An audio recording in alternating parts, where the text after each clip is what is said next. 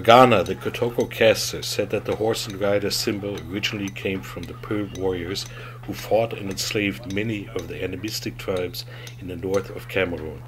The Kotoko themselves were not a horse society. They were farmers and fishermen living along the Lagona and Chai rivers in Cameroon and Chad. According to Magana, the word Putchu means horse and Guinadji means demon in the Kotoko language.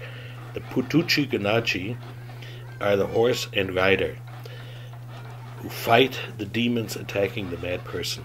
The horsemen are usually worn on a string or leather band under the arm and under the clothing concealed from other people.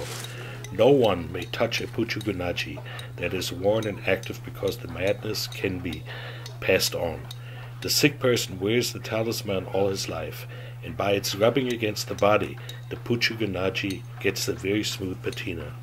After the person has died, the piece may be sold or given back to the marabout who activated it. Some people are buried with their Putchu Guinadji.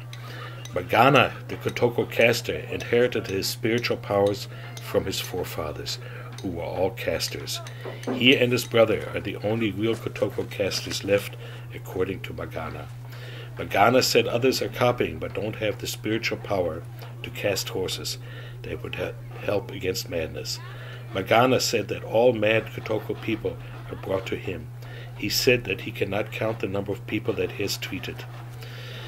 After the person was diagnosed by the marabout as mad, they must bring the guabi and the tidi wami plants from the marabout to him. The casting of the Putchu Guinadji is a sacred act and takes 15 days to complete.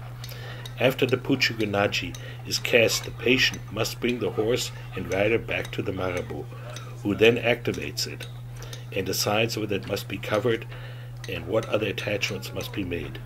Bagama said, madness has many different colors, referring to the attachment of the pieces. I asked Magana if people are afraid of him. He answered, only those that are mad. He added that people can copy me, but it won't work.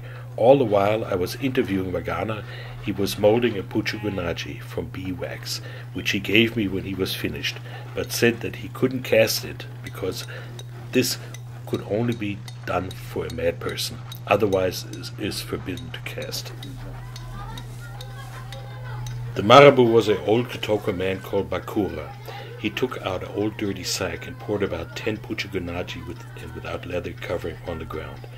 He warned us not to touch them because the madness of the former owners could pass on to us.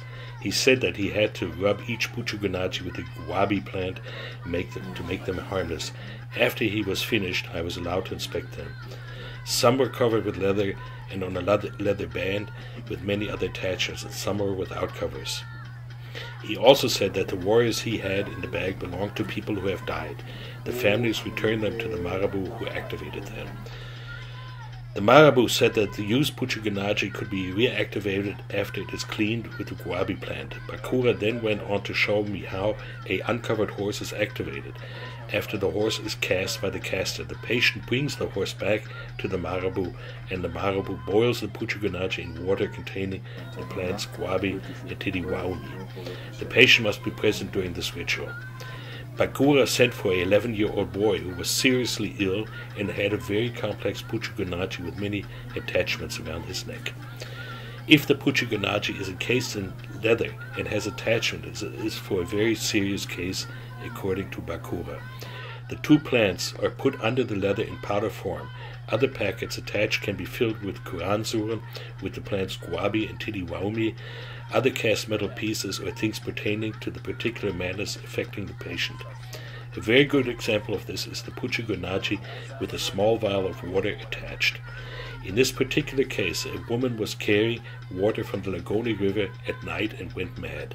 After the woman died, the family brought the talisman back to Bakura, the marabout.